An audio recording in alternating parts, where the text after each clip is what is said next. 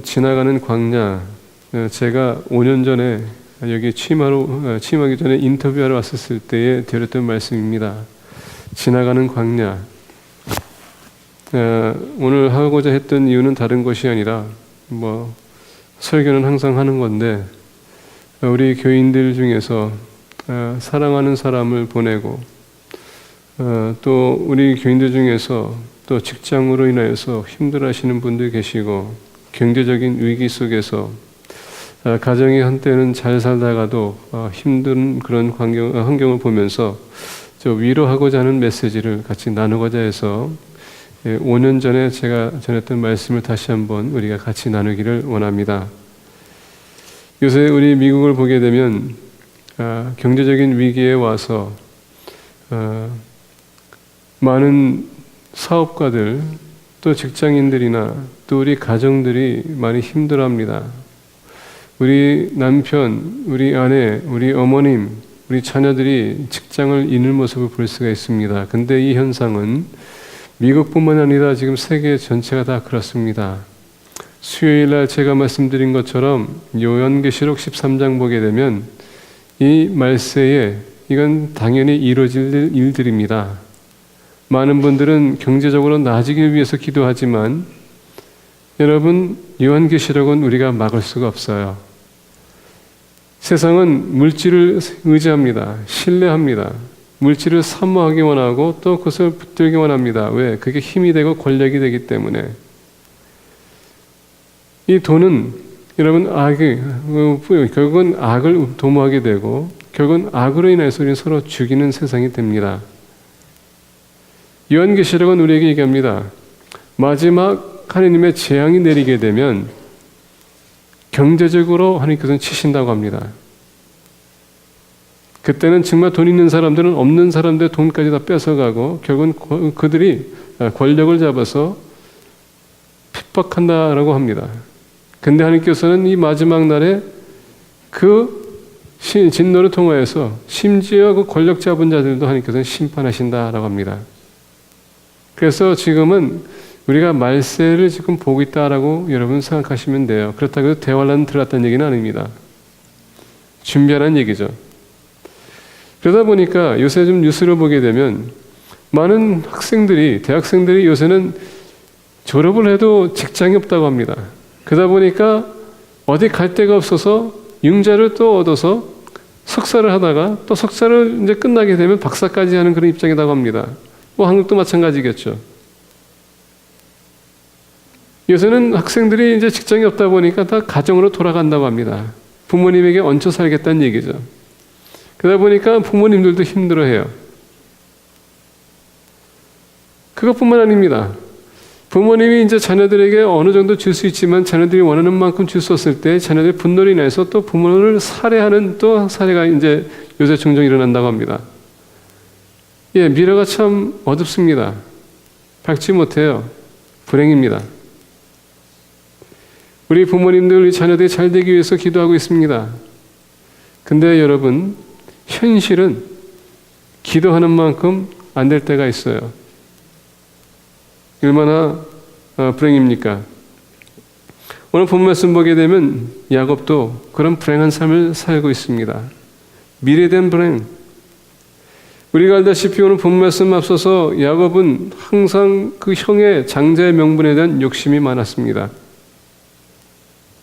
어렸을 때부터 그 장자의 명분을 그 형에게 뺏기길 원했어요. 그래서 우리가 스토리를 보게 되면 팥죽도 팝니다. 그리고 앞서서 보게 되면 이제 이삭이 나이가 지극해서 이제 임종에 가까워 그의 눈이 보이지 않는다고 했습니다. 에서를 불러서 얘기합니다. 아들아, 너가 사냥해서 나를 위해서 음식을 준비하라. 그리고 내가 먹고 내가 너를 축복하겠다. 근데 아내가 그 얘기를 들었습니다. 그동안 그토록 막내 아들이 장자 명분을 받기 원했는데 지금 아빠가 남편이 이야기하기를 큰아들한테 내가 너를 축복하겠다. 위기가 찾아왔습니다. 이제 앞날이 불행해지고 있습니다. 그래서 본인은 야곱을 에서처럼 분장시켜서 음식을 준비해서 이삭에게 주게 합니다. 이삭은 여러분 눈이 어둡다고 했습니다. 보이지가 않았어요. 그래서 쉽게 그 야곱의 꾀에 넘어갔습니다. 그리고 먹고 난 후에 야곱을 축복했습니다. 그리고 나중에 에서가 돌아왔었을 때에 그때서야 이삭이 그때 이제 느끼기 시작했습니다. 야곱이 너의 장자 명분을 뺏어갔다. 그때서부터 여러분 트러블이 생기기 시작했습니다. 두 부모의 사랑, 큰아들과 막내를 똑같이 사랑하면 문제가 안 될 텐데 하나는 큰아들 사랑하고 하나는 막내를 사랑했기 때문에 큰 불행이 오는 것입니다. 오늘날 가족의 여러분 불행은 다른 것이 아닙니다. 똑같이 사랑해줘야 되는데 항상 비교하게 되면은 비교를 당하는 차원에서는 기분이 되게 나빠요. 마음에 분노가 생기기 시작합니다. 그게 바로 오늘 에서와 야곱의 모습이에요. 그래서 절대 비교하지 마십시오. 여러분한테도 얘기하지만 저한테도 똑같이 적응이 됩니다. 왜? 데보라와 자레미가 있기 때문에. 자, 야곱은 이제는 형이, 자, 엄마는 지금 에서가 야곱을 아버지가 이제 돌아가시면 내가 분명히 복수해야겠다 하고서는 칼을 갈기 시작했습니다. 이제 아버지가 돌아가시게 기다리고 있었어요. 이것을 안 엄마는 어떻게 합니까? 야곱을 똑같은 날에 두 아버지가, 그러니까 남편과 아들을 놓칠 수 없기 때문에 야곱을 멀리 보냅니다. 그리고 야곱은 생명에 위협이 생겼습니다. 그래서 빨리 도망가야 되겠다고 준비하고서 출발합니다. 근데 막상 떠나는데 아무것도 가져간 게 없어. 줄 게 없으니까. 왜? 아버지가 아직도 줄 수는 없어요. 왜? 살아계시기 때문에. 어머님이 챙겨준 것 몇 가지만 가지고 그냥 달아갔습니다. 그러면서 오늘 본 말씀 보게 되면 10절에 야곱이 브엘사바에서 떠나 하란으로 향하여 가더니 야곱은 온종일 달려갔습니다. 얼마나 힘들었겠어요.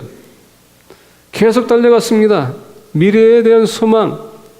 갑자기 그는 한순간에 생각했습니다. 내가 왜 그 장자의 명분을 속임수로 어머님의 꾀에 넘어가서 이렇게까지 하면서 내 인생을 그렇게 불안하게 만들까? 아마 힘들었을 것입니다. 그래 힘든 나머지 본인은 돌을 가져다가 베개로 삼았습니다. 그리고 자기 시작했어요. 거기에서 하느님을 만나는 것입니다. 오늘 본 말씀 보게 되면 하나님께서는 야곱에게 두려움과 어둠이 가득 찬 야곱에게 미래에 대한 약속을 하는 모습 볼 수가 있습니다. 하나님을 떠나서는 우리가 아무것도 할 수 없다는 것을 가르쳐주는 것입니다. 근데 하나님을 만나게 되면 우리의 어두움, 불행함, 두려움 한순간에 사라질 수 있다는 것을 우리에게 가르쳐주는 것입니다. 오늘 본 말씀 보게 되면 야곱이 브엘사바에서 떠나 하란으로 향하여 가더니 이 브엘사바라는 단어를 보게 되면 약속의 땅이라는 것입니다. 자, 이제 야곱은 브엘사바에서 어디를 갑니까? 하란을 가고 있습니다. 하란은요, 마른 땅이란 뜻입니다. 아무것도 없다는 얘기예요. 한때에 주의 하느님은 부모님의 곁에 있었을 때에 충성하면서 살 때에는 아버지로부터 어머니로부터 모든 것을 공급받던 야곱 한순간의 실수로 인해서 어떻게 했습니까? 지금 약속의 땅에서 쫓겨나고 있습니다. 어디로? 마른 땅으로. 아무것도 없는 땅. 우리는 여러분 이 성공을 우리는 사모합니다. 뭘 해도 우리는 성공하기 원해요. 우리 자녀들한테 얘기할 때도 성공하라고 합니다. 우리는 성공하기 원해요. 왜? 성공해야지만은 사람들이 인정받고 성공해야지만은 내가 뭔가를 얘기해도 사람들이 권위가 있는 것처럼 보이고 내가 성공을 해야지만은 무슨 힘이 있는 것처럼 그래서 우리는 성공을 얘기합니다. 근데 여러분 어떨 때는 성공하다가도 실패할 때가 있어요. 많은 사람 한때 잘 나가다가 폭삭 많은 사람들 많이 봤습니다. 이런 사람들 앞날이 두려운 것입니다. 불행합니다. 마치 야곱이 브엘사바에서 하란에서 브엘사바 여러분 지나가는 겁니다. 우리 인생도 마찬가지예요. 한때는 성공할 수 있고 한때는 패배할 수도 있는 것입니다. 패배하지만 또 다시 성공할 수 있는 것입니다. 브엘사바를 지나면 하란이 있는 것이고 하란이 지나면 브엘사바가 있는 것처럼 근데 하나님을 만나게 되면 우리 인생이 바뀔 수 있다는 것입니다. 야곱은 미래에 대한 두려움이 있었습니다. 그러나 하나님을 만나고 난 후에 그의 인생이 바뀝니다.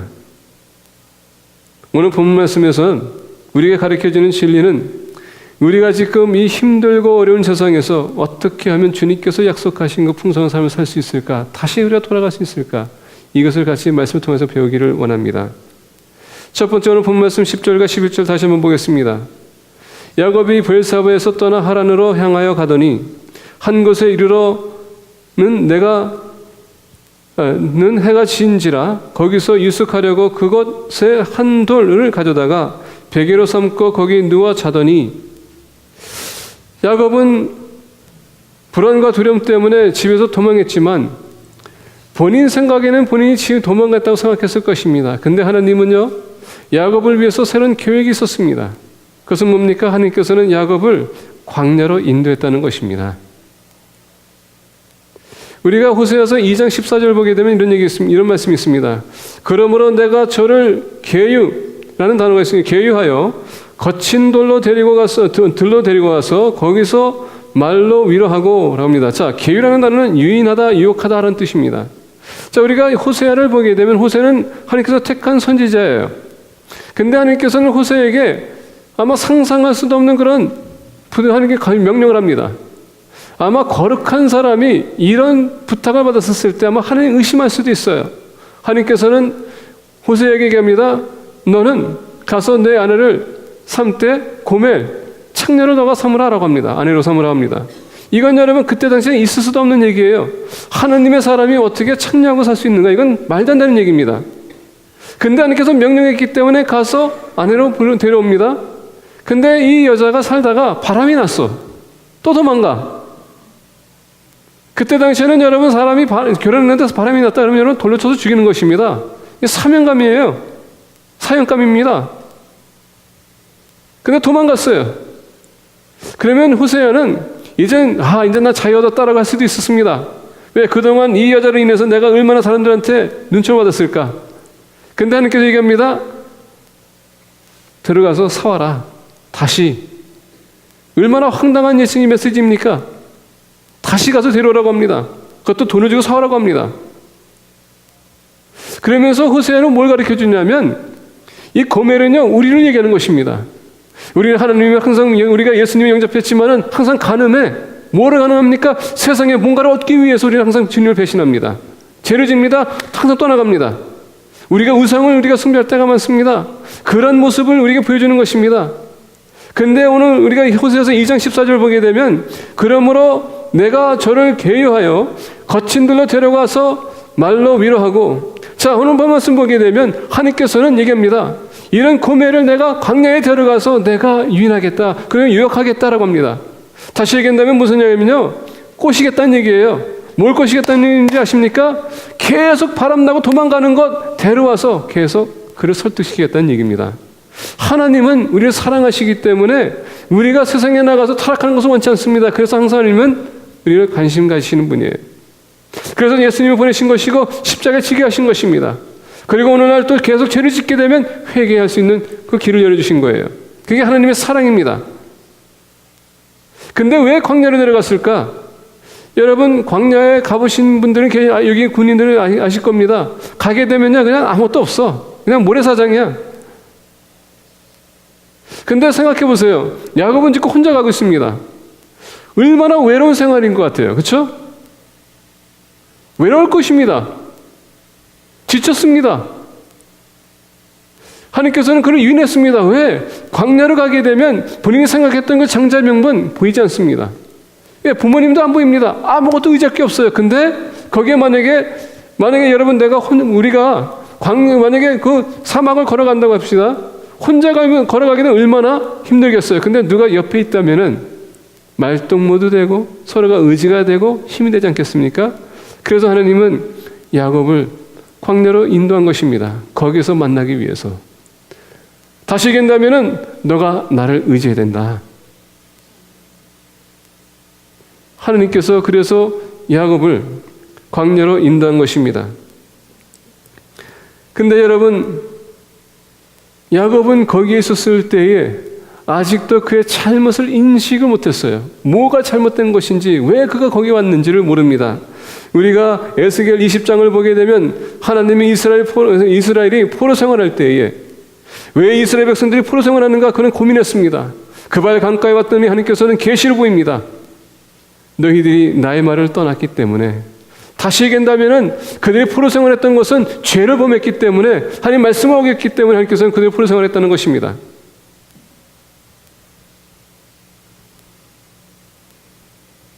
그가 에스겔이 그발 강가에 갔었을 때 하나님께서는 그에게 환상을 보이면서 이스라엘 백성들이 뭘 잘못했는지 보여줬다는 얘기예요.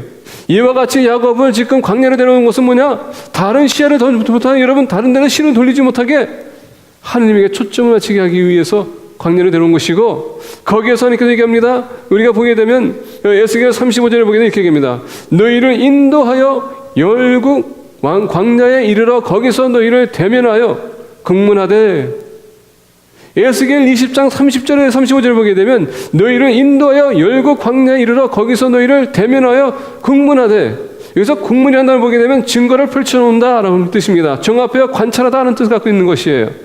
다시 얘기한다면 하나님께서 야곱을 광야에 데려왔던 것은 뭐냐? 거기에서 하나님께서 야곱을 크게 쓰기 위해서는 그의 잘못을 하나님께서는 보여주기 원했다는 것입니다.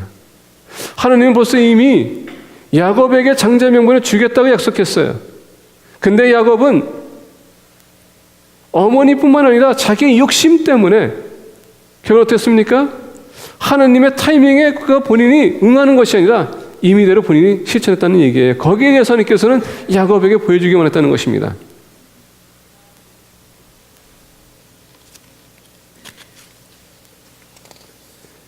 왜냐하면 야곱은 그 장자의 명분을 얻기 위해서는 속임수를 사용했기 때문에, 하나님의 방법이 아니다. 우리는 하나님의 여러분 축복받기 위해서는 하나님을 우리가 의지하고 신뢰해야 되는데, 우리가 하나님을 신뢰하지 않고 내 방법을 동원하게 되면 그 자체가 여러분 속임수라는 얘기입니다. 그것은 결론적으로 봤었을 때 결국 나에게는 유익을 가져올 수 있지만은 하나님의 방법은 아닌 것은 다 죄라는 것입니다. 이런 예화를 보았습니다. 사단이 부하들에게 인간을 파멸시키려는 명령을 내리고 어떻게 했나 보고를 받았습니다. 부하들이 돌아와서 보고합니다. 첫 번째 부하가 얘기합니다. 인간 세상에 사나운 짐승을 풀었어요. 그러나 사람들은 무기를 만들고 더욱 단결에 짐승을 물렸습니다. 두 번째 부하가 왔습니다. 저는 어렵게 사는 사람들에게 더 큰 고통을 줬습니다. 그러나 이들이 굴하지 않고 열심히 더 살아서 더 나은 생활을 하고 있습니다. 세 번째 부하가 왔습니다. 저는 제물로 유혹의 마음과 눈을 흐리게 했습니다. 그랬더니 자연스럽게 망하더군요. 사탄은 세 번째 부하에게 칭찬하면서 이렇게 말했습니다. 욕심은 인간을 망하게 하는 가장 좋은 무기다. 야곱이 욕심이 있었기 때문에 결국은 아버지를 속인 것이고 에서를 속인 것입니다. 그 속였기 때문에 어떻게 했습니까? 결국은 어려움이 찾아온 것입니다. 하나님을 바라보고 하나님의 뜻을 구하고 하나님의 때를 기다린다면 하나님께서는 모든 것을 허락해 주실 텐데, 우리가 그것을 못 기다리고 나의 힘과 나의 방법을 동원하게 되면 결국은 그거로 인하여서 나에게 불행을 가져올 수 있다는 얘기예요. 욕심은 인간을 망하게 하는 것, 바로 야곱에게 큰 문제였었습니다. 출애굽기 26장을 보게 되면 이스라엘 백성들이 먹을 것이 없어서 하나님 앞에 나가서 항의합니다. 아니 모세 앞에 나가서 항의합니다. 당신이 우리를 이 광야에 데려와서 굶어 죽게 할 것이냐? 먹을 것을 달라.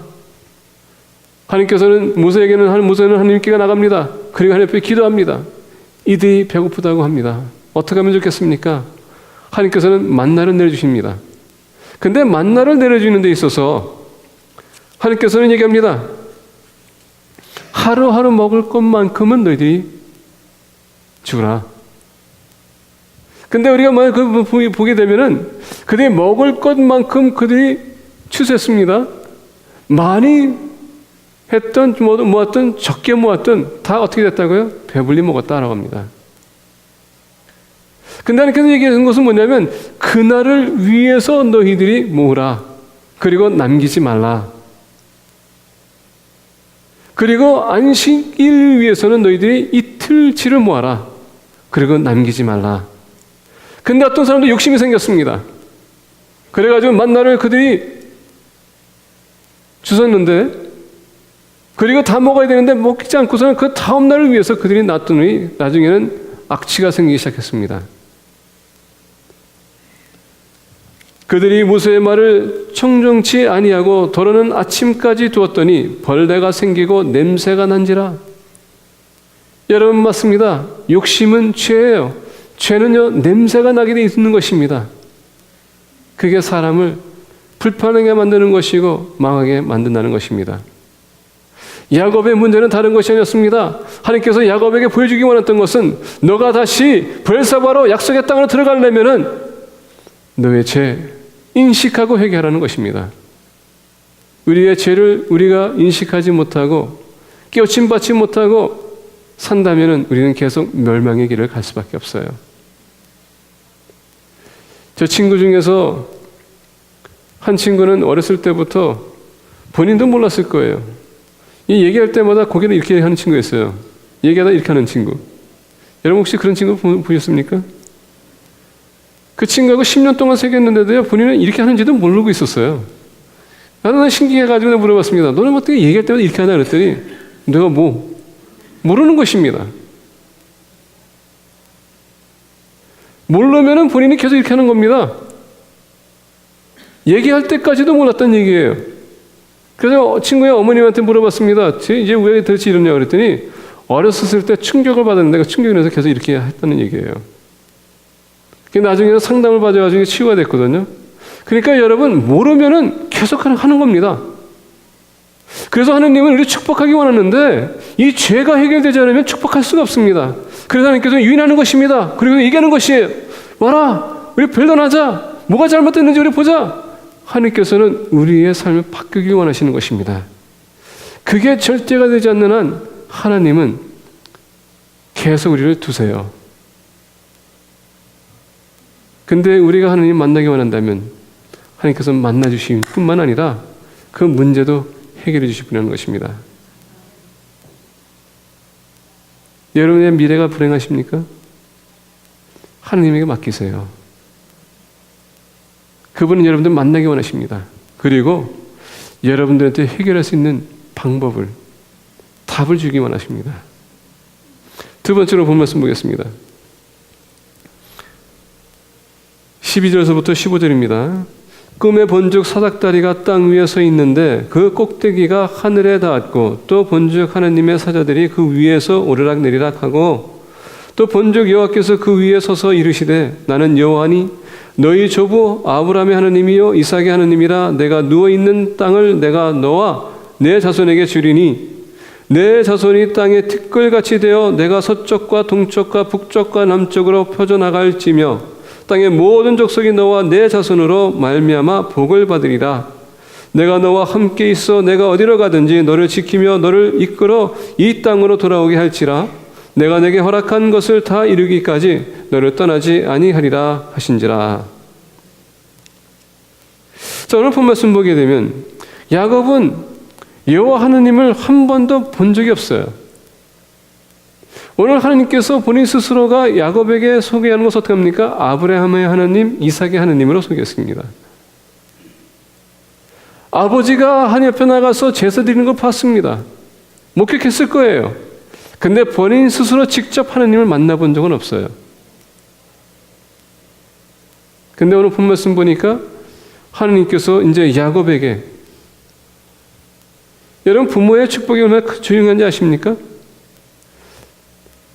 부모의 축복은요, 물질적인 축복뿐만 아니라 영적인 축복도 그 자녀에게 주는 것입니다. 그래서 우리 부모님들, 우리 자녀들에게 계속 그 믿음을 심어주기 위해서 노력하게 됩니다. 자, 하나님은 야곱에게 어떻게 합니까? 광야에서 그의 자신을, 임재하심을 나타내십니다. 왜 하나님께서 그 임재하심을 나타낼까요? 한번 보겠습니다. 우리가 요한복음 1장 43절부터 57절 보게 되면 빌립이 예수님을 만나고 난 후에 그의 가장 친한 친구 나다니엘에게 달려갑니다. 그러면서 나다니엘에게 얘기합니다. 우리가 기다렸던 메시아를 만났다. 그게 바로 나사렛 예수다. 나다니엘은 거룩한 사람입니다. 말씀을 사모하는 사람이고요. 말씀을 잘 알았던 사람입니다. 그리고 어떤 유대인들처럼 항상 말씀을 묵상했던 사람이에요. 마침내 그가 뽕나무에서 그가 묵상하고 있었을 때에 빌립이 달려왔기 때문에 그랬더니 나다니엘이 들으면서 하는 얘기가 과연 나사렛에서 사는 것이 나올 수 있을까? 왜? 나사렛이라고 하면 여러분 동네는 도둑놈들, 사기꾼들, 아마 오늘날 현대 얘기한다면 여러분 마약꾼들, 술꾼들 이런 사람들이 가득한 것이 바로 나사렛입니다. 안 좋은 동네예요. 거기에서 메시아가 나온다는 것은 이건 상상할 수 없는 얘기입니다. 그러다 보니까 나다니엘도 거룩한 사람이지만은 이것만큼 알았습니다. 하나님이 메시아가 거기서 나올 수 없다. 예루살렘에서 태어나면 모를까? 여기는 아니다. 그래서 나다니엘이 그렇게 얘기했습니다. 그럼에도 불구하고 계속 빌립이 가자 했더니 빌립이 가자고 했더니 계속 그가 나중에는 재촉하다 보니까 알았다 한번 가보자 갑니다. 예수님은 나다니엘을 부르자마자 얘기하시기를 내가 너를 무화과 나무 아래서 보았다라고 합니다. 아니 지금 나다니엘이 갑자기 무슨 나를 어디서 봤다고요? 무화과 나무 밑에서 내가 너를 봤다. 아니 당신이 지금 무슨 점쟁입니까? 나를 언제 봤다고 지금 봤다고 얘기합니까? 아마 나다니엘도 충격을 받았을 거예요. 자 보겠습니다. 자, 곧 나다니엘은 당신은 이스라엘의 임금이로소이다라고 합니다. 아니 지금 그 한마디에 나다니엘은 지금 예수님이 이스라엘 임금이라고 지금 소개합니다. 아니 도대체 나다니엘이 예수님을 통해서 뭘 느꼈기에 지금 그렇게 얘기했을까요? 나다니엘은 영적으로 깨어 있었던 사람입니다. 그리고 본인이 지금 묵상하고 있었던 것까지 다 보고 있었다는 얘기예요. 이거는 보통 능력을 가지고선 있을 수가 없는 일입니다. 그리고 생각이 난 겁니다. 빌립이 지금 메시아라고 얘기했지. 이분이 메시아라면 정말 이런 기적이 나타날 수 있을 텐데 하고서 본인도 어떻게 합니까? 거기에 겸손하게 굴복합니다. 메시아를 여러분 직접 만난 거예요. 하나님의 임재하심을 주님을 통해서 그가 직접 만났다는 것입니다. 자, 그런 나다니엘에게 예수님은 이렇게 얘기합니다. 이보다 더 큰 일을 보리라 하시고 야곱의 꿈에 대해 말씀하십니다. 하느님의 사자들이 인자 위에 오르락내리락 하는 것을 보리라 하고 말합니다. 오늘 본 말씀의 패시지예요. 오늘 본 말씀의 패시지는 여러분 다른 것이 아닙니다. 땅과 하늘, 사닥다리가 오르락내리락 그 나무입니다. 다시 얘기한다면 하늘, 땅과 하늘, 우리가 하나님 만날 수 있는 것은 유일한 길, 바로 예수 그리스도라는 것을 거기에 대해서 예수님께서 나다니엘에게 얘기합니다. 너가 큰 일을 볼 거라고 얘기합니다.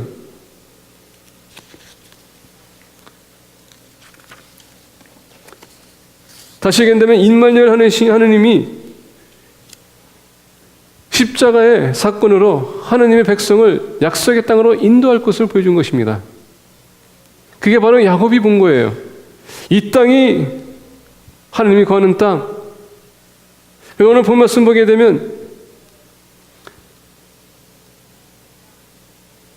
꿈에 본즉 사닥다리가 땅 위에 서 있는데 그 꼭대기가 하늘에 닿았고 또 본즉 하나님의 사자들이 그 위에서 오르락내리락하고 또 본즉 여호와께서 그 위에 서서 이르시되 나는 여호와니 너희 조부 아브라함의 하나님이요 이삭의 하나님이라 내가 누워있는 땅을 내가 너와 내 자손에게 주리니 내 자손이 이 땅의 티끌같이 되어 내가 서쪽과 동쪽과 북쪽과 남쪽으로 퍼져나갈 거며 갈지며 땅의 모든 족속이 너와 내 자손으로 말미암아 복을 받으리라. 이게 바로 약속의 땅이라는 것입니다. 하나님의 임재가 하면 왜 하나님의 임재가 우리가 나타나게 되면 결국은 여러분 거기서 하나님의 만남이 생기는 것이고 만남이 생기면 어떻게 됩니까? 그 땅이 바로 하나님의 약속한 땅이요 영적인 면에서 보게 되면 주님이 우리에게 임재하는 것은 그 약속의 땅으로 인도하기 위해서 우리를 만나주시는 것입니다. 하나님의 만남이 있어야지 우리 인생이 여러분 트이는 것입니다. 우리 하나님의 만남이 있어야지 우리 인생이 더욱더 밝아지는 것이에요. 우리 삶이 풍성해지는 것입니다. 만남이 없이는 결국은 아무것도 이루어질 수가 없습니다. 오늘 많은 분들 교회를 나옵니다. 좋아요. 근데 하나님을 만나지 못하고 간다면 그건 불행입니다. 여러분들 1시간 30분 동안 그냥 시간 낭비하고 가는 거예요. 그래서 우리가 예배 시간에 나올 때는 적어도 하나님 말씀을 통하여서 하나님 내가 만나야 되겠다. 임재를 체험해야 되겠다. 그런 각오를 가지고 교회에 나와야 됩니다. 그렇게 하기 위해서는 우리는 더욱더 말씀으로 집중해야 되는 것입니다. 하나님의 임재를 체험하지 않으면 그건 실패작입니다. 얼마나 불행한지. 수요일날도 말씀드렸고 제가 어제도 설교 시간에 말씀드렸습니다. 장례식 때에 천국에는 여러분 예배가 24시간이에요. 24/7이라고 합니다. 요한계시록 5장을 보게 되면 모든 피조물이 하나님을 찬양합니다. 근데 그건 영원한 세계입니다. 오늘날 많은 사람들은 주일날 하루 나오는 걸 가지고서는 That's good for me. I gave 1 hour and 30 minutes to the Lord on Sunday. That's good enough for me. 1시간 30분 주님에게 주는 것이 나는 됐다. 이게 다 의무다. 라고 생각하시는 분들이 많습니다. That doesn't cut it. 이 세상에서 준비되지 않으면 전에도 말씀드렸죠. 천국 가서 준비되지 않습니다. 그래서 이 세상에서 우리가 준비하는 것입니다. 예배는 여기서 끝나는 것이 아니라 시작하고 끝나는 것이 아니라 예배는 여기서 끝나면 여러분 문 밖에 나가는 순간서부터 예배입니다. 그리고 주일날 다시 돌아왔었을 때에 말씀을 듣고 다시 그 말씀 들고 나가면 그게 벌써 예배가 거기서 시작하는 거예요. 그래서 예배는 24/7이라는 것입니다.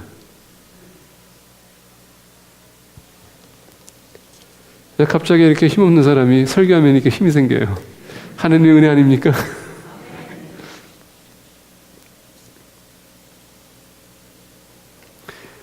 신명기 8장 1절부터 5절 보게 되면 이렇게 얘기합니다.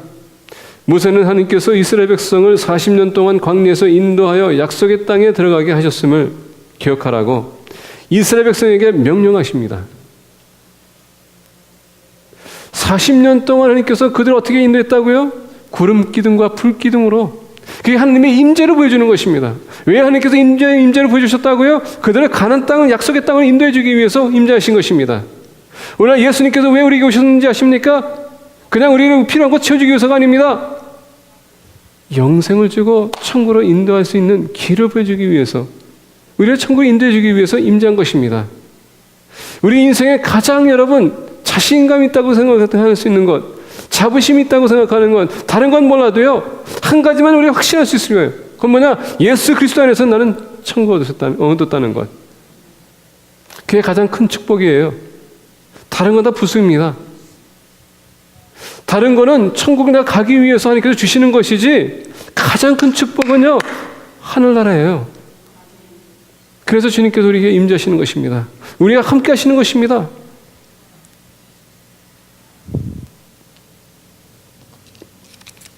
신명기 8장 10절을 보게 되면 내가 먹어서 배불리고 내 하나님 여호와께서 옥토로 내게 주셨음을 인하여 그를 찬송하라 하리라. 여기서 찬송하라는 단어는 여러분 다시 번역한다면 감사라는 뜻입니다. 그리고 감사는 하나님이 하신 모든 일을 기억하는 것입니다. 기억하는 건 무엇입니까? 하나님이 임재했기 때문에 나에게 이런 축복이 따르는구나 인식하는 것입니다. 우리가 어두운 길을 갈 때 성공하기 원한다면, 벗어나기 원한다면, 우리가 또 여러분 실패의 삶에서 약속의 땅으로 가기 원하고 우리가 축복하기 원하는, 우리가 축복된 삶을 우리가 살고 성공적인 삶을 살기 원한다면은 하나님의 임재를 늘 체험하면서 살아야 되는 것입니다. 교회만 나와서가 아니라 나의 삶 순간순간 어디 있든 우리는 하나님을 체험해야 되는 것입니다.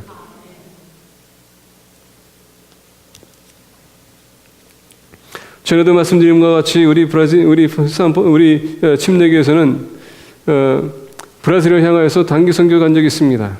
처음에는 우리가 그냥 답사를 선교 여행을 갔지만, 비전 트립을 갔지만은 제2의 여행에서는 우리가 처음으로 단기 선교팀을 우리가 소집해서 갔습니다.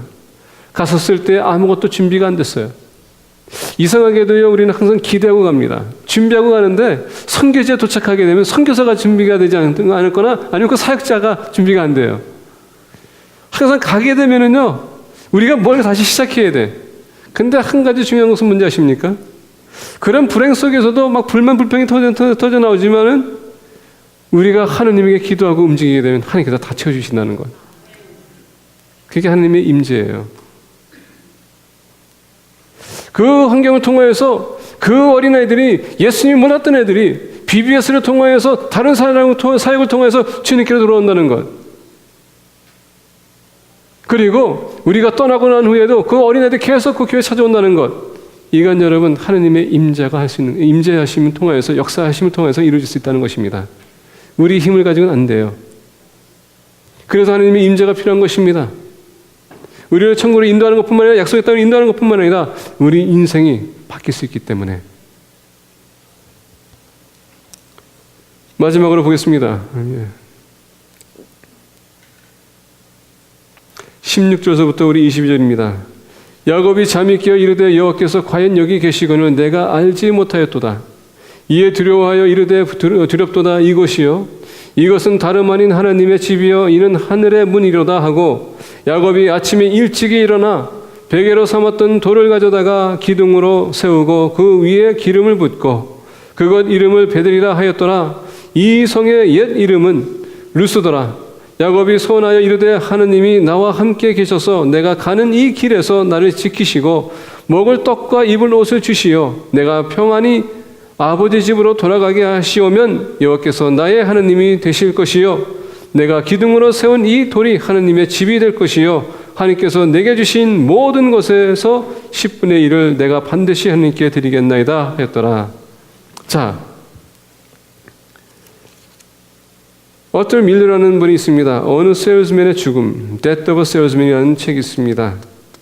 이 세일즈맨은요, 인생의 목표는 장수하는 것과 그리고 장사를 크게 하는 것과 그리고 뭐 좋은 것을 만들 때 다른 사람이 만들 수 없는 것을 만드는 것이 그의 비전이었습니다.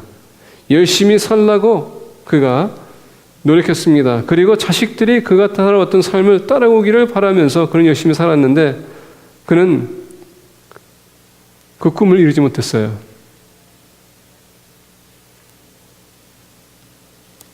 꿈은 하나하나 깨지기 시작했습니다.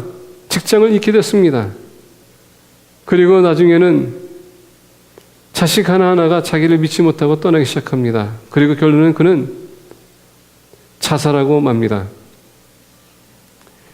이 회곡은 그의 무덤 가서 한 아들이 하는 말로 끝이 납니다. 아버지는 잘못된 꿈을 가졌습니다. 그분은 자신이 누군가를 끝까지 몰랐어요. 그분은 자신이 누군가를 끝까지 몰랐습니다. 다시 얘기한다면은 이 위얼 로맨이라는 사람은 자기 자신이 누군지도 모르면서 허망한 꿈을 펄 꾸다가 결국은 하나도 이루지 못하고 죽었다는 얘기예요. 원래 많은 사람들이 우리가 누군지는 모르고 살 때가 많습니다. 우리 한때 여러분 주인이었어요. 근데 예수님을 영접하고 난 후에 우리는 하느님의 자녀가 됐습니다. 근데 우리는 그것을 모르고 살 때가 많아. 그래서 우리는 세상 사람들처럼 똑같이 삽니다. 세상 사람들이 요구하는 것, 추진하고 나가는 것, 그것을 우리 똑같이 얻기 위해서 살아갈 때가 많아요. 그리고 마치 이 윌 놀만처럼 결국은 우리 인생은 끝날 것입니다. 그러면 so what? 제가 어제부터 말씀드렸습니다. 우리 인생이 끝나게 되면 여러분 사람은 한 번 죽고 여러분 그 후에는 심판이 온다고 했습니다. 심판이라고 했었을 때 요한계시록에는 심판이 두 가지의 심판이 있습니다. 첫 번째 심판은요. White Throne Judgment Seat이라고 합니다. 또 하나는 미마시라고 합니다. 하나는 인류의 모든 사람들이 행했던 것을 기록한 책이 있다고 합니다. 그 심판은 뭐냐면 하나님께서 인류의 모든 사람들이 살아왔던 그 행위를 보고 심판하시겠다는 것입니다. 그들은 다 지옥 행위예요. 근데 책에 보니까 또 하나의 책이 있다고 합니다. 생명의 책이라고 했습니다. 그 책에 이름이 기록된 사람은 다 영생을 얻는다고 했습니다. Book of Life. 근데 그 책은 예수님께서 피십니다. 그리고 두 번째 심판이 있다고 했습니다.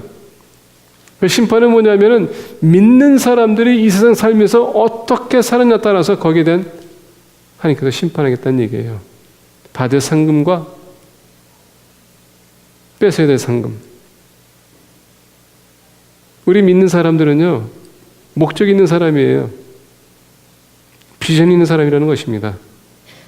우리는 비전 있게 살아가야 된다는 얘기예요.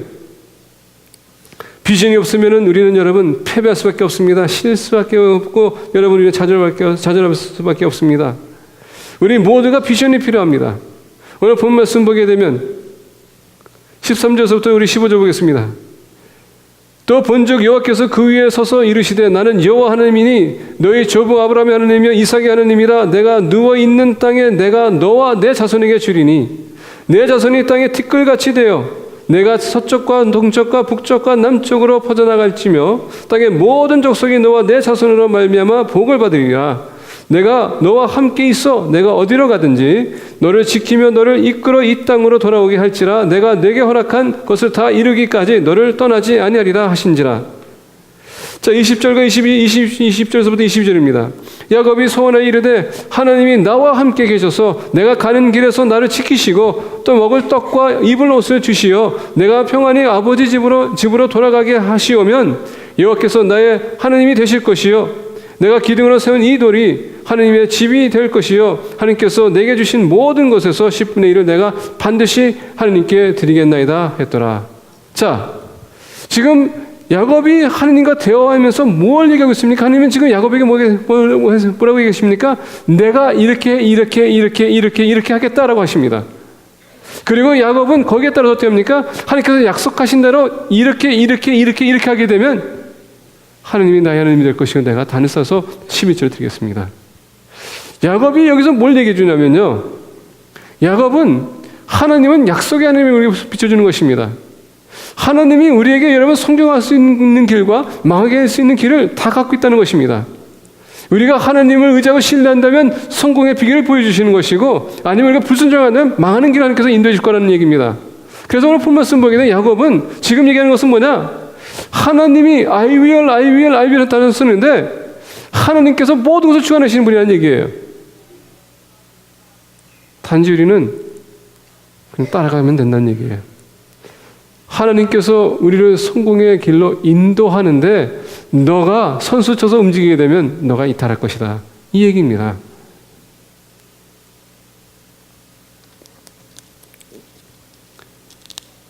오늘 본 말씀에 야곱이 우리에게 얘기해 주는 것은 다른 것이 아닙니다. 비전을 가지라는 얘기입니다. 누구의 비전? 하나님의 비전.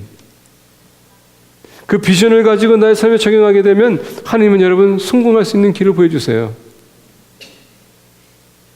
그렇기 때문에 하나님의 임재가 필요한 것입니다. 만남이 필요한 것이고요. 더 나아가서 하나님의 약속을 우리가 발견할 필요가 있습니다. 자, 오늘 본 말씀 보게 되면 우리에게 미래가 있다는 것은 비전이 있다는 것입니다. 그래서 오늘 본 말씀 보게 되면 만약에 주님께서 나를 인도해 주신다면 지금 야곱은 뭡니까? 미래를 하나님께서는 야곱에게 미래를 보여준 거예요. 야곱은 그 미래를 어떻게 했습니까? 붙들었다는 것입니다. 하나님께서 정말 저에게 미래를 주기 원하십니까? 그러면 그렇게 해주신다면 내가 이렇게 하겠습니다. 비전이 필요한 겁니다. 우리가 어둠에서 여러분 우리의 불확실한 미래에 대해서 우리가 떨 것이 아니라 두려워할 것이 아니라 하나님께서 주시는 그 여러 비전을 가지고 미래를 개척해 나가라는 얘기입니다. 자, 오늘 본 말씀 보겠습니다. 야곱을 우리가 관찰해 보겠습니다. 자, 야곱은 이제 잠에서 깨었습니다. 18절 보게 17, 16절 보게 되면 야곱이 잠이 깨어 이르되 여호와께서 과연 여기 계시거늘 17절 보게 되면 이는 하나님의 전이요 하나님 여기 계신다 라고 합니다. 자, 18절 보게 되면 야곱이 아침에 일찍 일어나 베개로 삼았던 돌을 가져다가 기둥을 세우고 자 보겠습니다. 19절 보니까 얘기합니다. 이곳은 그것 이름을 베델이라 하였더라. 자, 하나님 만난 것이 이제 지금 베델이 됐습니다. 전에는 루스였는데 이제는 하나님 베델이라는 것은 하나님의 집이라는 얘기예요. 자, 야곱이 뭘 발견했습니까? 예전에 내가 몰랐던 하나님인데 지금 나에게 나타나셔서 나와 만나고 나와 서약을 했고 나와 언약을 맺었다. 이것이 바로 하나님의 집이 될 것이다. 그러면서 야곱이 얘기합니다. 이것이 과연 하나님의 집이구나. 내가 여기 다시 돌아오게 하신다면은 아버지께서 하나님께서 약속하신다. 내가 여기 돌아올 때까지 나를 지켜주신다면은 하나님은 나의 하나님이 될 것입니다. 하나님은 약속의 하나님이세요. 아까 얘기했죠? 지금 광야로 지금 하늘로 가고 있습니다. 지금 마른 땅으로 가고 있어요. 근데 하나님께서 지켜주셔서 나를 약속의 땅으로 인도해 주시면 하나님은 나의 하나님이 될 것입니다. 하나님은 우리가 좋을 때나 나쁠 때나 항상 함께 해주시는 분이고요. 항상 우리를 좋은 곳으로 인도해 주시기 원하는 분이라는 것입니다.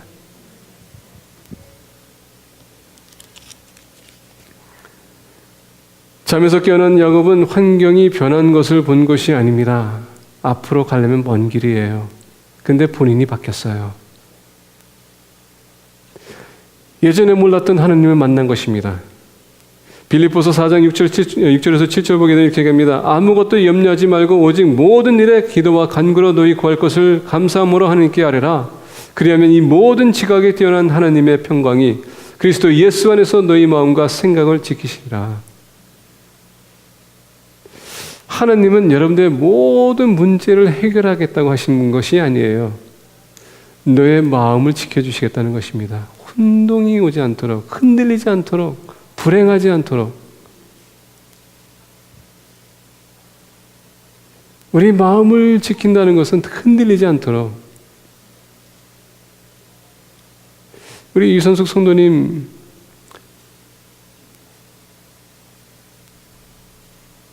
주일날 신방 갔더니 그런 얘기 하더라고요. 내가 그동안 말꼬를 바라보고 살아왔는데 이제 무엇은 의미로 살아야 될지. 근데 어제는 그렇게 얘기하시더라고요. 이제는 열심히 살아야 되겠습니다.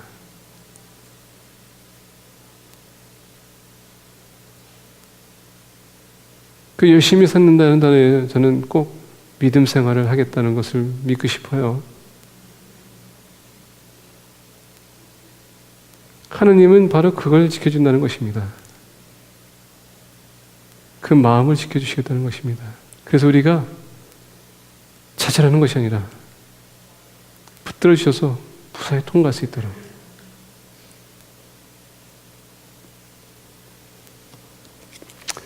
사랑하는 성도 여러분, 불안과 두려움은 나와의 변화와의 싸움입니다. 우리가 이러한 삶을 살을 때 하나님이 허락하신 광야는 춥고 외로운 광야가 아닌 은혜의 광야가 될 수 있습니다. 때로는 우리가 기도합니다. 하나님, 나의 어려움에서 극복할 수 있도록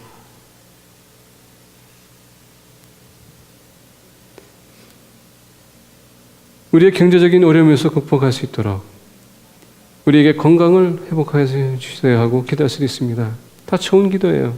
그렇지만 여러분, 우리가 기도할 때에는 가장 중요한 기도가 뭔지 아십니까? 그 환경과 사건을 초월할 수 있는 하나님을 역사하시는 하나님을 발견하고 그 환경 속에서 감춰진 하나님의 뜻을 구하는 것이 우리의 기도 제목이 되어야 돼요. 왜?